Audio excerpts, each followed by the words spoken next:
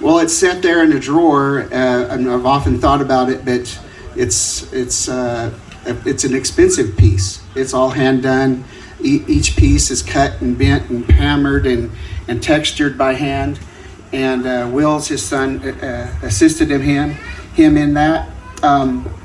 So Joanne Stapleton and Mel, they came to me and they're wanting to do something in memory of their son, Luke Stapleton. And I kind of mentioned this in passing because it's an expensive piece. And she said, her eyes lit up and we both got goosebumps. She says, I'm going to do that. And she knew Wilson Freeman. They had been neighbors. And that was, 10 months ago? And here it is. We're just really proud of it. It's a beautiful piece. There's nothing like it. So I'll turn it over to the Stapletons and the Freemans. You want to hold it or? I'd rather stand. Okay. I would drop it on the floor. It's paper. Okay. Right in. Right in. Well, hello to all of you. All our lives take many twists and turns that we never expect.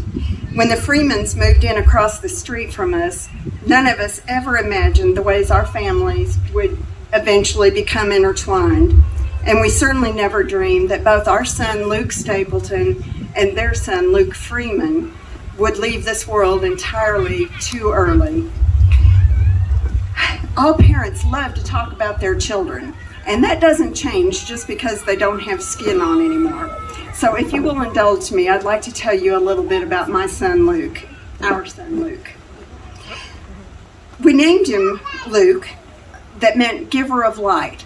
But as first-time parents, we didn't have any idea how much light and love Luke was going to bring into our lives. As he grew into a boy, he loved to serve others. He volunteered at Puck Street United Methodist Church, at the Discovery Center, at the Downtown Library.